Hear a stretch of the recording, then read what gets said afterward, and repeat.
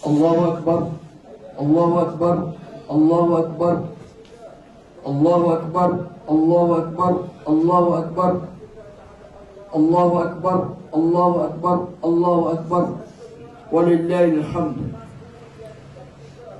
Allahu Akbar kabiran walhamdulillahi katsiran wa subhanallahi bukratan wa asila. La ilaha illallah wahdahu la syarika lah, lahul mulku wa lahul hamdu, yuhyi wa yumiitu wa huwa ala kulli syai'in qadir. Alhamdulillah, alhamdulillah alladhi faddala hadha al-yawm ala sa'ir al-ayyam. Ashhadu an la ilaha illallah wahdahu la syarika lah wa ashhadu anna sayyidina Muhammadan abduhu wa rasuluh. Allahumma fasalli wa sallim ala sayyidina Muhammad wa ala alihi at-tayyibin at-tahirin wa ashabihi al-akramin wa sallim wa radiyallahu tabaraka wa ta'ala anhum ajma'in. Amma ba'd, fa ya ibadallah, usikum wa iyaya bitaqwallah, faqad faza al-muttaqun. Fatadabbaru qawlahu fi kitabihil aziz. أعوذ بالله من الشيطان الرجيم. بسم الله الرحمن الرحيم. إنا أعطيناك الكوثر فصل لربك وانحر إن شانئك هو الأبتر. الله أكبر، الله أكبر، الله أكبر ولله الحمد. Muslimin muslimat yang dirahmati Allah, alhamdulillah, syukur kita kehadrat Allah Subhanahu wa taala. Pada hari ini kita diberi peluang oleh Allah Subhanahu wa taala untuk menyambut hari raya yang dikenali sebagaimana Aidil Adha, yang mana hari raya yang diperuntukkan oleh Allah kepada kita umat Islam. Ada dua hari, iaitu hari raya puasa ataupun hari raya Aidil Fitri dan hari raya Korban ataupun hari raya Aidil Adha. Jadi pada hari ini kita sama-sama diberi peluang oleh Allah Subhanahu wa taala untuk menyambut hari raya Aidil Adha, yang merupakan satu hari yang diperuntukkan oleh Allah Subhanahu wa taala untuk kita bergembira, untuk kita mengingati dan mensyukuri segala nikmat Allah kepada kita. Allahu Akbar, Allahu Akbar, Allahu Akbar, walillahil hamd. Pada hari raya Aidil Adha ini, satu perkara yang kita tidak dapat lupakan ataupun satu perkara yang sering kita ingati bila menyambut Aidil Adha ialah kita memperingati, selain pada kita memperingati Nabi kita Nabi Muhammad sallallahu alaihi wasallam, kita juga pada hari raya Aidil Adha ini kita banyak memperingati Nabi Ibrahim alaihissalam dan keluarga baginda. Kerana hari raya Aidil Adha ini berkait rapat dengan peristiwa-peristiwa yang berlaku kepada Nabi Allah Ibrahim alaihissalam dan keluarga baginda. Sebagaimana yang kita ketahui, pada hari ini jemaah haji kita melakukan ibadat haji, dan dalam ibadat haji itu banyak perkara-perkara yang merupakan flashback ataupun mengingat kembali apa yang berlaku kepada Nabi Allah Ibrahim alaihissalam. Bagi mereka yang pergi mengerjakan haji, mereka akan dapat menyaksikan peristiwa-peristiwa ataupun perkara-perkara yang memperingati ataupun yang menyebabkan kita teringat kepada Nabi Allah Ibrahim. Begitu hebat Nabi Allah Ibrahim sehingga Allah merakamkan perintah dia dalam Al-Quran, di mana Allah berfirman, وَأَذِّنْ فِي النَّاسِ بِالْحَجِّ يَأْتُوكَ رِجَالًا وَعَلَى كُلِّ ضَامِرٍ يَأْتِينَ مِنْ كُلِّ فَجٍّ عَمِيقٍ. Dan serulah pada manusia sekalian untuk mengerjakan haji. Nescaya mereka akan datang untuk mengerjakan haji itu dengan menaiki kenderaan, ataupun paling tidak mereka akan mengenderai unta-unta yang kurus, ataupun mereka paling tidak juga ada yang berjalan kaki untuk ke sana. Di mana dalam peristiwa mengerjakan haji itu, kita akan memperingati yashhadu manafi'alahum, beberapa perkara yang dapat memberi manfaat kepada kita. Peristiwa pertama kita tengok di Mekah Al-Mukarramah, kita akan berjumpa dengan air Zam-Zam. Air Zam-Zam, di mana bila kita minum air tersebut, maka teringatlah kita peristiwa yang berlaku kepada Siti Hajar, isteri Nabi Ibrahim, yang ditinggalkan oleh Nabi Ibrahim di Mekah Al-Mukarramah, yang pada masa itu tidak ada seorang penghuni pun melainkan Siti Hajar dan anak kecilnya Ismail, di mana Nabi Ibrahim meninggalkan mereka di situ berdua. Dan Nabi Ibrahim meninggalkannya kerana perintah Allah Subhanahu wa taala. Siti Hajar menyuruh Nabi Ibrahim semasa nak meninggalkan Nabi Ibrahim. Nabi Ibrahim tidak berpaling ke belakang untuk melihat anaknya, sebaliknya terus berjalan ke depan. Siti Hajar merayu lagi tentang usaha Nabi Ibrahim untuk meninggalkannya di tanah yang kering kontang, yang tidak ada penghuni melainkan mereka berdua sahaja yang akan tinggal di situ. Akhir sekali Siti Hajar puas bertanya pada Nabi Ibrahim. Maka kali terakhir Siti Hajar bertanya pada Nabi Ibrahim, apakah kamu tinggalkan aku di sini kerana perintah Allah? Maka ketika itulah Nabi Ibrahim baru berpaling ke belakang melihat istrinya dan menyatakan bahawa dia meninggalkan istrinya Hajar dan anaknya Ismail di situ adalah dengan perintah Allah. Maka Siti Hajar pun berkata pada Nabi Ibrahim, kalau itu perintah Allah, aku redha, aku rela. Kerana setiap perintah yang Allah tujukan pada kita, kita kena yakin mesti ada kebaikannya, ada hikmahnya, yang mana mungkin kita tidak menyedarinya pada masa itu. Pada masa sekarang kita dapat menyedari betapa Allah Subhanahu wa taala Maha mengetahui. Dia telah memerintahkan Nabi Ibrahim meninggalkan isteri dan anaknya di situ. Ada tujuan, ada matlamat, di mana pada akhir ini Mekah Al-Mukarramah didiami ataupun dikunjungi oleh manusia, berjuta-juta manusia, dan hampir setiap masa tidak ada ruang yang sunyi daripada manusia di situ. Allahu Akbar, Allahu Akbar, Allahu Akbar, walillahil hamd. Muslimin muslimat yang dirahmati Allah, satu lagi perkara yang besar yang berlaku pada Nabi Ibrahim dan keluarga baginda, yang mana Allah Subhanahu wa taala telah menganugerahkan kepada Nabi Ibrahim, menganugerahkan pada baginda sebagai Khalilullah. Pada suatu hari malaikat Israel datang berkunjung ke rumah Nabi Ibrahim, yang pada masa itu Nabi Ibrahim keluar daripada rumahnya kerana sifat istimewa Nabi Ibrahim. Dia tidak suka ataupun rasa sedih sekiranya rumahnya tidak dikunjungi oleh tetamu, di mana Nabi Ibrahim bila dikunjungi tetamu akan menghidangkan jamuan ataupun makanan kepada tetamunya. Pada hari itu tidak ada tetamu yang datang ke rumahnya, maka Nabi Ibrahim merasa risau.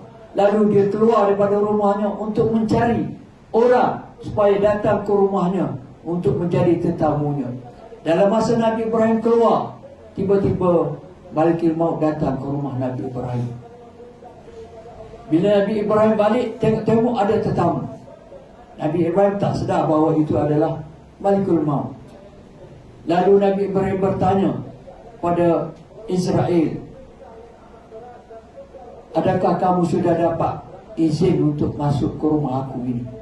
Maka Israel berkata pada Nabi Ibrahim, aku telah mendapat izin daripada tuan rumah ini, iaitu pada Allah Subhanahu wa taala. Lalu Israel menjelaskan pada Ibrahim bahawa aku adalah Israel, datang ke rumah kamu ini kerana untuk memberi kabar gembira pada kamu, di mana Allah bersedia untuk menganugerahkan satu pingat pada seorang hambanya, iaitu pingat Khalilullah. Maka Nabi Ibrahim berkata, siapakah yang dikurniakan pingat yang besar itu? Pingat Khalilullah, bukan Tan Sri, bukan Datuk, tapi pingat Khalilullah. Siapakah yang bertuah itu? Bagi tahu pada aku akan berkunjung ke rumahnya dan aku akan memberi makanan, minuman dan segala keperluan padanya sebagai tanda penghargaan aku, terima kasih aku, syukur aku kerana ada orang yang dikurniakan oleh Allah SWT darjat Khalilullah. Israel berkata, orang itu adalah kamu sendiri, wahai Ibrahim. Allah menghadiahkan kepada kamu darjat kebesaran Khalilullah. Maka Nabi Ibrahim tanya, apakah aku layak, kenapa aku layak menerima darjat tersebut? Maka Nabi malaikat Israel berkata, kamu mendapat anugerah tersebut kerana kamu menghormati tetamu, menghormati orang-orang yang mencari orang-orang yang dapat berkunjung ke rumah kamu. Kerana Nabi Ibrahim tidak pernah meminta sesuatu pada Allah SWT, melainkan memberi sesuatu. Itu kelebihan Nabi Ibrahim, sehingga dia dikurniakan oleh Allah SWT sifat atau darjat yang tinggi, Khalilullah. Allahu Akbar, Allahu Akbar, Allahu Akbar, walillahil hamd. Sebagai yang ketiga, untuk mengakhiri khutbah pada hari ini, kelebihan Nabi Ibrahim alaihissalam. Nabi Ibrahim ini seorang Nabi yang mana bila Allah perintahkan sesuatu perkara pada baginda, baginda tidak akan pernah mempersoalkan perintah tersebut. Yang baginda tahu menunaikan perintah Allah SWT.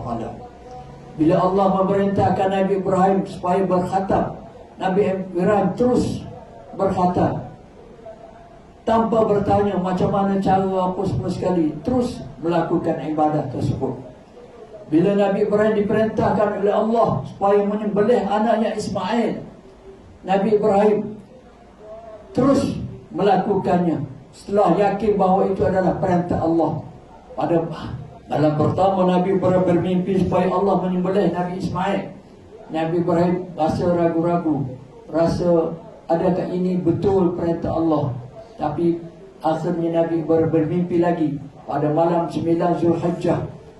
Nabi Ibrahim bermimpi lagi dan Nabi Ibrahim tahu bahawa ini benar-benar daripada Allah. Kerana itu pada 9 Zulhijjah kita kenali sebagai hari Arafah.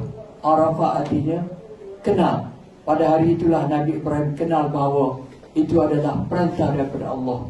Jadi pada hari ke-10 Nabi Ibrahim terus berjumpa dengan anaknya Ismail dan menyatakan bahawa Allah telah memerintahkan kepada baginda untuk menyembelih Nabi Ismail. Nabi Ismail berkata pada Nabi Ibrahim, faf'al ma tu'mar, buatlah ya wahai ayahanda apa yang diperintahkan oleh Allah pada kamu, sembelihlah aku.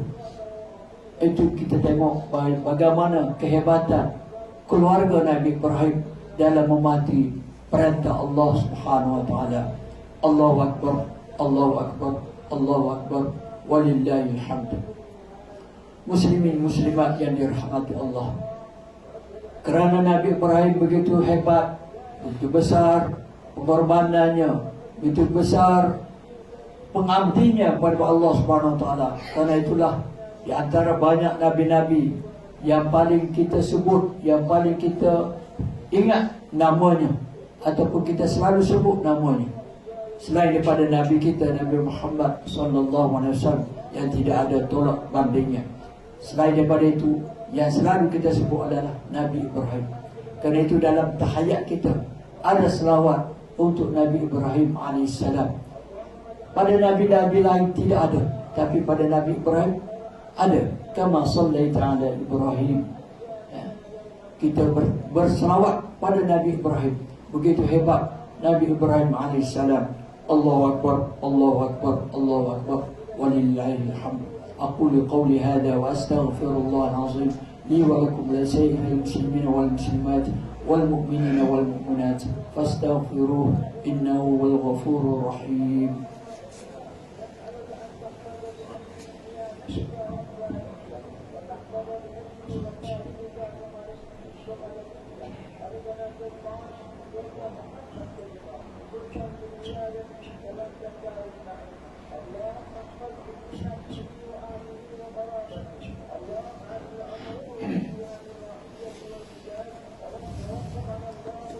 الله أكبر الله أكبر الله أكبر الله أكبر الله أكبر الله أكبر الله أكبر الله أكبر كبيرا والحمد لله كثيرا وسبحان الله بكرة وأصيلا لا إله إلا الله وحده لا شريك له له الملك وله الحمد يحيي ويميت وهو على كل شيء قدير. الحمد لله والصلاة والسلام على رسول الله وعلى آله وصحبه أجمعين. أما بعد فيا عباد الله اتقوا الله حق تقاته ولا تموتن إلا وأنتم مسلمون. فتدبروا قوله تعالى في كتابه العزيز إن الله وملائكته يصلون على النبي يا أيها الذين آمنوا صلوا عليه وسلموا تسليما. اللهم صل على سيدنا محمد وعلى آل سيدنا محمد كما صليت على إبراهيم وعلى آل إبراهيم في العالمين إنك حميد مجيد. Muslimin muslimat yang dirahmati Allah, marilah pada hari yang mulia ini kita sama-sama memperbanyakkan selawat kepada junjungan besar Nabi Muhammad sallallahu alaihi wasallam, para sahabat baginda, para syuhada, para salihin, para awliya Allah, dan tidak ketinggalan juga kita mendoakan untuk kedua ibu bapa kita yang masih hidup ataupun yang sudah meninggal dunia. Allahu Akbar, Allahu Akbar, Allahu Akbar, walillahil hamd. Marilah pada hari yang mulia ini kita memperingati Nabi Ibrahim alaihissalam yang banyak telah menyumbangkan suri tauladan pada kita. Bagaimana pengorbanan seorang istri, bagaimana pengorbanan seorang istri yang sanggup ditinggalkan oleh suaminya semata-mata kerana perintah Allah Subhanahu Wa Taala. Bagaimana pengorbanan seorang anak yang sanggup mengorbankan diri sendiri kerana mengikuti perintah Allah. Kerana Nabi Ismail tidak mahu, dia ingkar pada perintah Allah yang menyebabkan Allah akan murka pada ayah baginda. Maka Nabi Ibrahim, Nabi Ismail rela berkorban untuk ayahnya supaya ayahnya tidak dimurkai oleh Allah Subhanahu Wa Taala. Bahkan Nabi Ismail semasa hendak disembelih membuat permohonan kepada ayahnya Nabi Ibrahim, wahai ayah, tajamkanlah mata pisau kamu supaya kamu menyembelih aku, masa kamu menyembelih aku nanti aku tidak merasa sakit. Yang kedua, Nabi Ismail meminta pada Nabi Ibrahim, wahai ayah, ikatlah aku kuat-kuat supaya aku tidak cuba lari ataupun ingkar pada perintah Allah. Yang ketiga, permintaan Nabi Ibrahim, permintaan Nabi Ismail pada Nabi Ibrahim, wahai ayah, selepas kamu menyembelih aku, selepas aku wafat nanti, selepas aku mati nanti, ambillah baju, ambillah kain yang aku pakai ini, pakaian yang aku pakai ini, dan kamu simpan, buat baik, buat simpan baik-baik, buat kenangan pada kamu bahawa kamu ada seorang anak yang berkorban untuk kamu supaya kamu tidak dimurkai Allah Subhanahu Wa Taala. Yang keempat, permintaan Nabi Ismail pada Nabi Ibrahim, wahai ayah, selepas aku dikebumikan nanti, kamu balik ke rumah bonda. Sebelum kamu tinggalkan rumah bonda, nak kembali semula kepada isteri yang pertama kamu, meninggalkan bonda di Mekah. Sebelum itu, aku minta pada kamu, wahai ayahanda, kamu buatlah pagar di kawasan rumah kita, dan kamu buat peraturan supaya kanak-kanak yang sebaya dengan aku tidak dibenarkan sama sekali masuk ke kawasan rumah kita. Kerana aku bimbang bila ada kanak-kanak yang sebaya dengan aku masuk nanti. Aku bimbang bunda akan rasa sedih melihat kanak-kanak yang sebaya dengan aku rasa sedih dan teringat pada aku, menyebabkan bunda akan rasa sedih. Aku tidak mahu bunda merasa sedih selepas pemergianku. Itulah permintaanku pada kamu, wahai ayahanda. Maka Nabi Ibrahim meletakkan pisaunya ke tengkuk Nabi Ismail. Sebelum diletakkan pisau, Nabi Ismail berubah fikiran. Wahai ayahanda, buka kembali ikatan aku, kerana aku bimbang semasa kamu menyembelih aku nanti, kalau terikat badanku, maka aku tidak dapat menggelempar dan tidak dapat tidak dapat menghilangkan sedikit rasa sakitku kerana aku tidak dapat menggelempar. Kerana itu, bukakanlah kembali ikatan pada tubuh badan aku, supaya aku dapat menggelempar. Begitulah juga yang kita lakukan pada ibadah korban.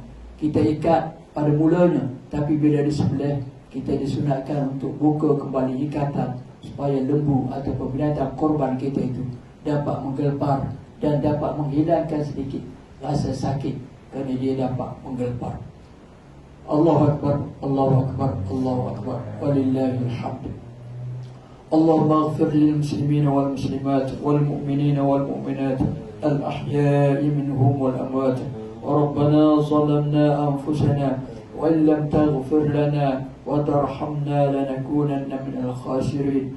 Rabbana atina fid dunya hasanah wa fil akhirati hasanah wa qina adzaban nar wa qina adzaban nar wa qina adzaban nar. Wa sallallahu ala sayyidina Muhammad wa ala alihi wa sahbihi wa sallam. Walhamdulillahi rabbil alamin. Astaghfirullah.